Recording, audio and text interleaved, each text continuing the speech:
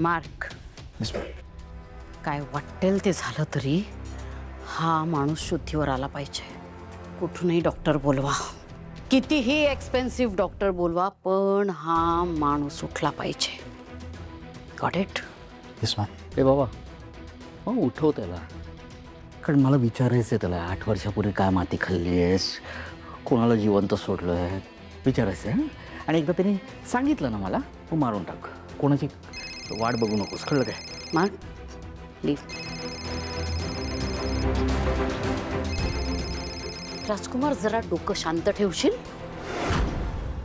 हा, असं इतकं इम्पेशंट होऊन काय होणार आहे?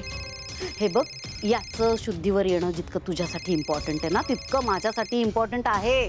कारण हा दुसऱ्याच्या हाती लागला आणि शुद्धीवर आला तर तुझं नाव घेऊ शकतो, आणि तू कुणाच्या हाती लागलास तर माझं नाव घेऊ शकतोस.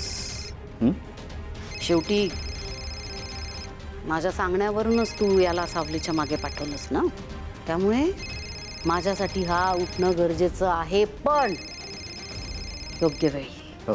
मगातपासून कट करतोय, कळत नाही का तुला? काय एवढं अर्जंट? कधी? असं कसं? आणि तू काय तिकडे चहा पीत बसलेला? हा, तुला कशाला ठेवलाय तिकडे? मी आलो आत्ता, तिकडून हलायचं नाही. मी येतोय तोपर्यंत. हा, येतो मी, नंतर तुम्ही. राजकुमार, काय झालंय? एवढा पॅनिक का झालायस? काय नाही, एक होता माणूस माझ्या आवडीत, तो निसटलाय. तो कोण? सांगीन आणि तुम्हाला कोण माणूस आहे, काय आहे, सिक्रेट आहे ना, माझ्याकडे राहू द्या आत्ता पुरतो. कळलं का? राजकुमार, मला क्लिअरली सांग, कोण तुझ्या तावडीतनं सुटलंय? आता काय प्रॉब्लेम झालाय? पण ह्याला शुद्धीवर आणा, काही करून. आणि जाणून घ्या 8 वर्षापूर्वी काय केलंय मी. मला कळलं. राजकुमार, तू खरं बोलतोयस ना? हा, तुम्हाला क्रॉस जाऊन मला काय वेळ लागलाय? राजकुमार, तू माझ्या अगेन्स्ट काही गेम करत नाहीयेस ना? त्याला जाग करा, जाग करा. हा, आलो. खूप आठवण येते तुमची. कुठे निघून गेलात तुम्ही? आणि आपल्या घरी परत कधी येणार तुम्ही? आमची सगळ्यांची आठवण नाही येत तुम्हाला? मला खरंच खूप आठवण येते तुमची, कारण तुम्ही गेल्यापासून ना मी खूप एकटी पडले. तुम्ही होतात तेव्हा तुम्हाला गृहीत धरलं मी. माझीच मनमानी करत राहिले.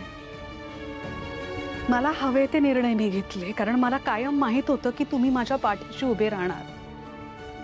आणि मी जे निर्णय घेईन त्याच्यात तुम्ही सामील असणार.